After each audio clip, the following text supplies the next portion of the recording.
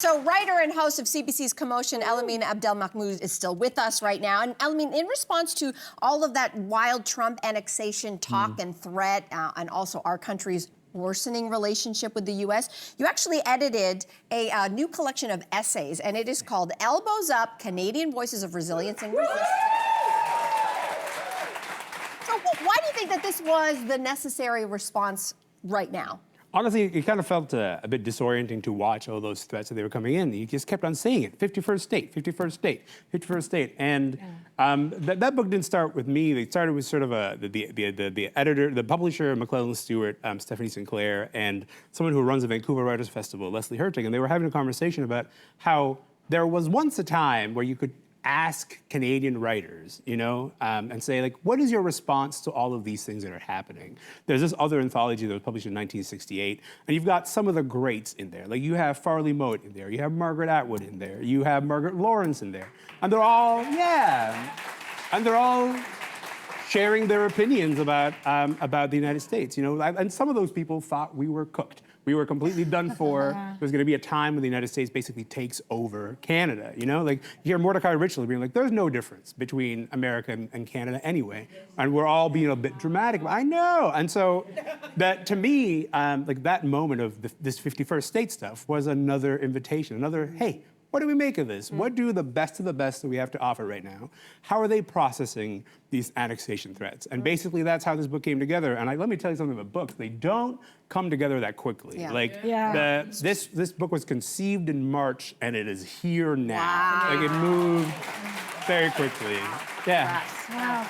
But it's interesting you bring up the historical context, because we seem to be asking ourselves the same questions that we've been asking for decades. Yeah. Like, what does it mean to be Canadian, and who are we in relation to the U.S.? Who are we without them? If the questions are the same, do you think we're better positioned to finally answer them today?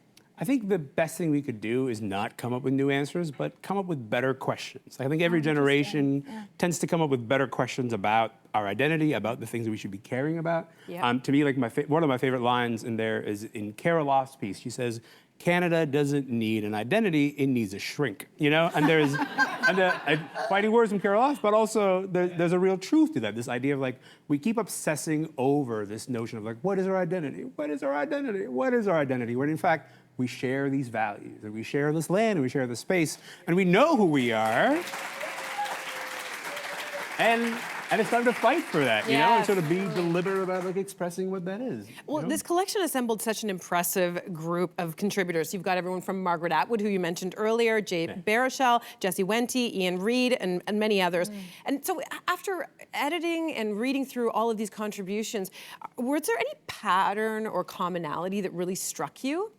I think, to me, the tone, the tone that runs over the entire collection is defiant, sometimes angry, and then sometimes also, like, just asking us to say, hey, we've been concerning ourselves with the United States for so long that maybe we've stopped asking ourselves certain questions, and it's time for us to sort of, like, return and turn inward and say, what are the things that we care about? What are the things that we are concerned about? And so, and also, just like on an editing note, try to send an editorial note to Margaret Atwood, buddy. Like, I wouldn't. No. Neither would I, for that matter. Yeah. She's perfection. We just don't touch Exactly. You get the piece and go, thank you, Margaret. That's right. It's perfect. That's right. Yeah. That's right. Yeah. In this talk of annexation, I think for a lot of people, this discussion has really revolved around economic sovereignty. So how do we as Canadians protect our own resources, strike deals with other countries, create better, bigger alliances with others? But in this book of essays, you also explore the idea of cultural sovereignty. So how has our identity changed or been impacted by this whole annexation talk? I think one of my favorite pieces in the book is from the actor and director Jay Baruchel. And what Jay Baruchel does is kind of trace very meticulously the history of how we kind of gave up our sovereignty when it comes to film, right? And now you see this all the time. Like, every movie in the United States is shot here. At a certain point, you kind of go, like, I know that's not California. I know that's Vancouver. Stop lying to me. But there's something about it's come at a cost. It's come at a cost of, if we make all of these great world-class movies here, how much time are we spending making our movies and our stories, and stories that have to do with people who live here and are based here, you know? And so when we talk about cultural sovereignty, like to me, like that's a part of the discussion. Like I think book industry, for example, I think like the Canadian literary tradition, very specific, very real. You know, we're really good at books. We've ceded some ground when it comes to film. We've ceded some ground when it comes to television. It's on us too, though, because we have to be consuming more of that as well. We need to be interested in our own stories. Tell me about it. I'm curious. You've been talking about this idea about like about what a Canadian identity is, and as you've been putting this book together, did you get any closer to an idea of your own when it comes to what this country is and our identity? I was born in Sudan. I wasn't born here. I moved to Canada when I was 12 years old. And so to me, my relationship with the Canadian identity has been this thing that I've been absorbing my entire life. I assume I'll be absorbing it until I die. Like there's something about coming to this place and then being open to saying, a bunch of people saying, this is my version of Canada. This is my version of Canada. And then for me, from my perspective, I've been in this country for 25 years now. And what I've eventually come to realize is that's all there is people coming up to you and saying, this is my idea of Canada. And, you know, Tom Power, my fellow CBC host, his piece in there talks about how he grew up with a much stronger Newfoundland identity, for example, than he did a larger kind of Canadian identity. All there is this beautiful kind of patchwork, this beautiful quilt of what it means to live in this place. And I think, like, what we need is more of those, you know? Last question, Elamin.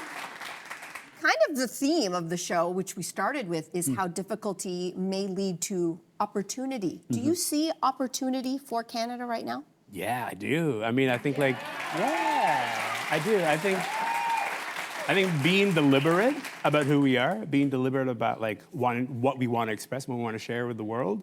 I think like this is a moment to define that, to get really good at it, and sort of put our, you know, A-line forward. And I think we're doing that. So yeah. And you're helping. Thank you so much. Thank for you. joining us today, Thank you so much. First of all. Of course. Thanks for having me.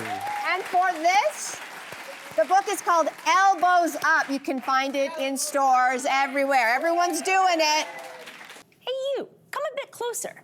We've got so many more must-see interviews, spicy debates, lifestyle tips, and pop culture moments. So subscribe to our channel by tapping the logo below and don't miss out.